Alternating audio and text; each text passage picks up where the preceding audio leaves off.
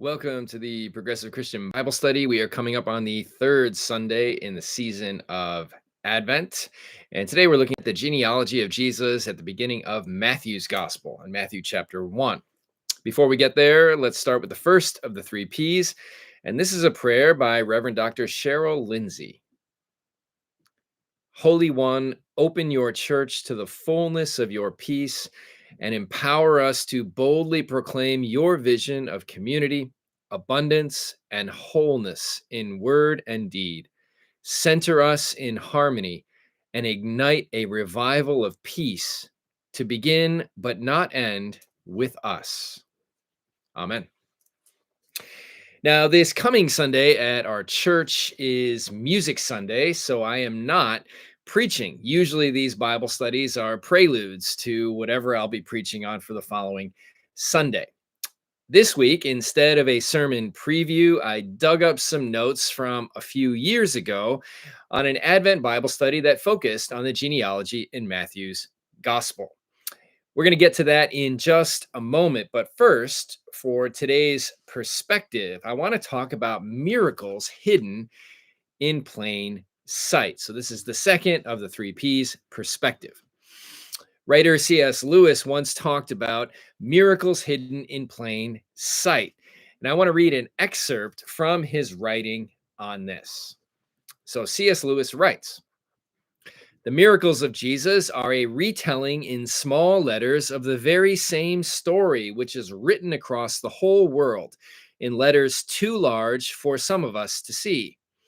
God creates the vine, and it draws up water by its roots, and with the aid of the sun turns that water into a juice which will ferment and take on certain qualities. Thus, every year from Noah's time till ours, God turns water into wine. The miracle will have its full effect if, whenever we see a vineyard or drink a glass of wine, we remember that here works the one who sat at the wedding party in Cana." That's Jesus, who turned water into wine. C.S. Lewis continues, "Every year, God makes a little corn into much corn. The seed is sown, and there is an increase which feeds multitudes. The close up, the translation of this annual wonder is the feeding of the 5,000. The miracles of healing fall into the same pattern. This is sometimes obscured for us by the somewhat magical view we tend to take of ordinary medicine. The doctors themselves do not take this view. The magic is not in the medicine, but in the patient's body. What the doctor does is to stimulate nature's function in the body or to remove hindrances. In a sense, though we speak for convenience of healing a cut, every cut heals itself. That same mysterious energy, which we call gravitational when it steers the planets and biochemical when it heals a body, is the efficient cause of all recoveries. And if God exists, that energy, directly or indirectly, is God's. And what of the so called virgin birth? Conception and birth are miracles too. Microscopic particles come together, and within them, the color of the baby's hair, and the great grandfather's facial features, and the human form in all its complexity of bones, liver, sinews, heart, and limbs. The whole history of the universe is there, and locked within it is no small part of the world's future.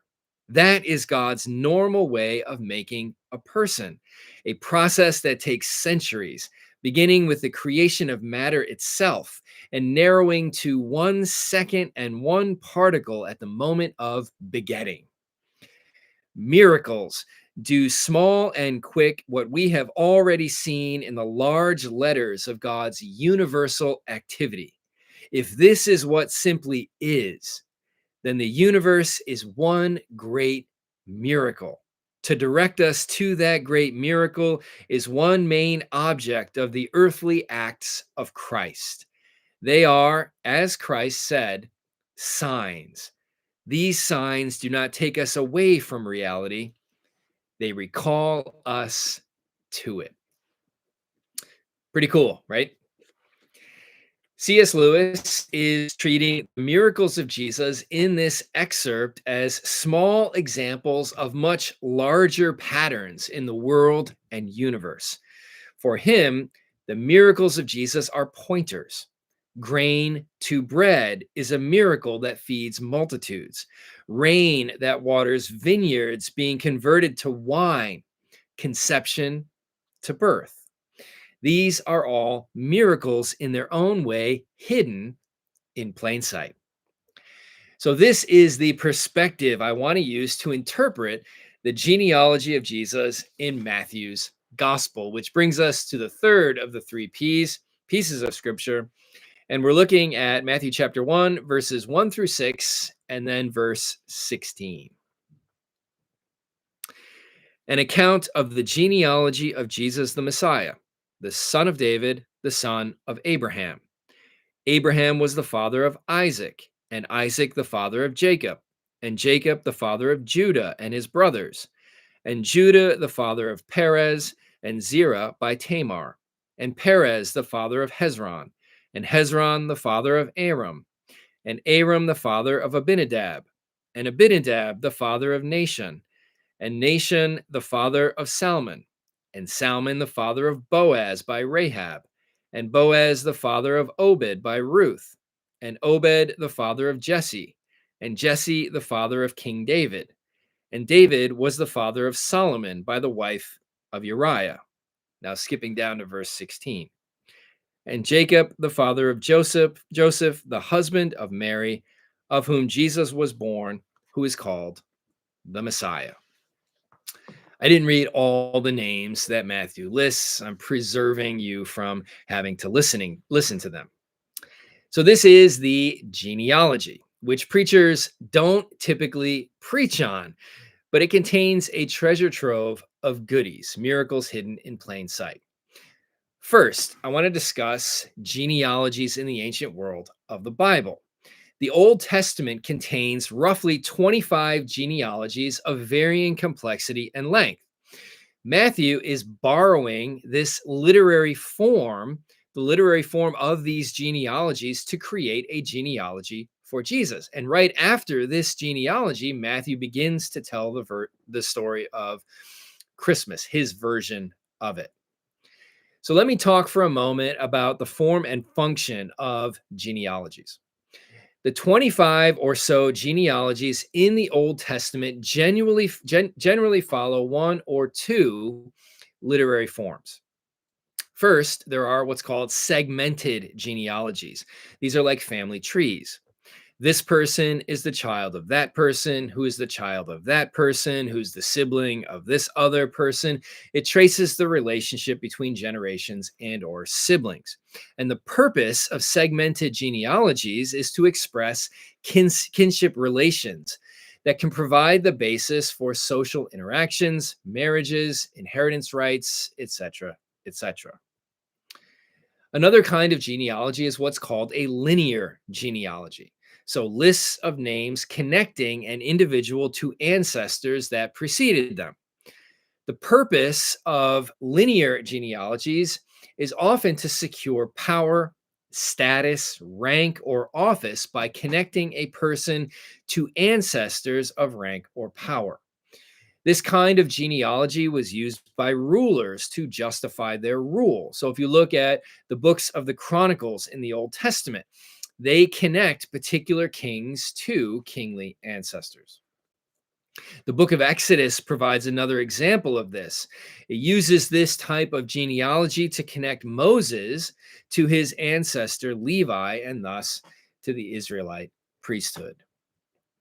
The genealogy of Jesus, as presented by Matthew, is a linear genealogy.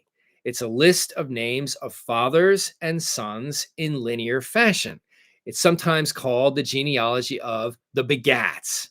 This person begat that person, who begat that person, etc., etc. Matthew begins in verse 2 with Abraham. Abraham begat Isaac. Isaac begat Jacob. Jacob begat Judah, and so on.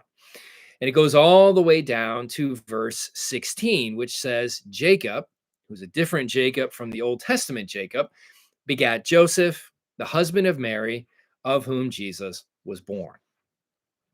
Now, Matthew divides the genealogy into three parts. And he says the generations from Abraham to King David were 14 generations. And then the generations from King David to the Babylonian exile in the 6th century BCE, also 14 generations. And then the generations from the exile to the birth of Christ, also 14 generations. It's neat, it's tidy, it's symmetrical, but I'm going to point out in just a moment why that's not the case. The point of breaking the genealogy into three parts is that if you present the genealogy in this symmetrical way, then it will focus on Abraham, King David, the Babylonian exile, and the Messiah.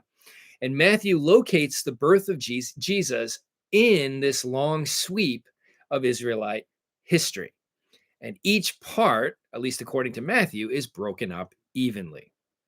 Now, just a side note here. In verse 1 of the genealogy, it says, an account of the genealogy. This is literally translated from Greek as a book of Genesis. The first two words in Greek in Matthew's gospel are book and Genesis. Now, this could simply be a reference to the genealogy itself, a record of Jesus. But it's also possible that Matthew had a intention. It's possible that Matthew is connecting this genealogy to the Old Testament book of Genesis.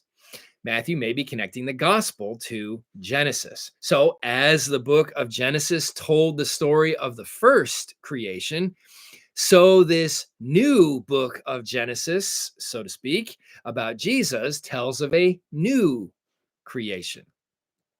We can't know for sure what was on Matthew's mind when he did this, but it's fun to speculate. Now, the genealogy is not as symmetrical as Matthew would lead us to believe. Matthew splits it into three symmetrical parts, each one exactly 14 generations. Now, why the number 14? No one really knows. Some have speculated that 3 times 14 is the same as 6 times 7, so that the 6 periods of 7 generations preceded Jesus, and Jesus opens the 7th and final period, and 7 is the number of perfection in the Bible. Other Jewish texts have segmented time in a similar way. But the obvious problem with this perspective is that if Matthew intended the reader to see 6 periods of 7 generations, then why not just break up the genealogy into 6 periods of 7 generations instead of 3 periods of 14 generations? In any case, there are not, in fact, 14 tidy generations in Matthew's list. For one thing, the time spans covered in these 3 periods are too large to have contained only 14 generations. There are 750 years that separated Abraham from David. There are 400 years that separated David from the Babylonian exile.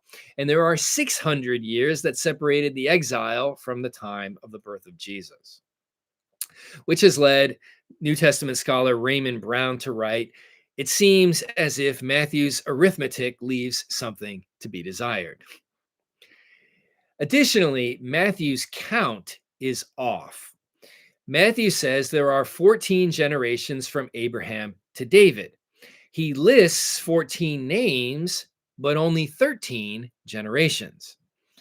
In the second section, from King David to the exile, Matthew lists 14 generations, but he omits several Israelite names that are listed in the Old Testament books of Kings in order to get to the number of 14. And then in the third section, from the exile to Jesus, Matthew again only lists 13 generations, even though he says there are 14. Then there's the whole other problem of the inconsistency between Matthew's version of the genealogy and the version of the genealogy of Jesus we find in Luke's gospel. The two genealogies are telling different stories. Matthew connects Jesus to Abraham and David, while Luke connects Jesus to Adam. But even where the two lists overlap in terms of time frame, Luke's genealogy contains 15 additional names. And in the period between King David and the exile, the two lists are totally different. The only name they agree on is David. The two lists also disagree over who Jesus' grandfather is. Matthew says it's Jacob, and Luke says it's Eli. The broader point here is that ancient genealogies were fluid things that weren't as interested in biological connections as much as in telling stories about characters, in this case, Jesus. Matthew is telling a story about Jesus as Messiah.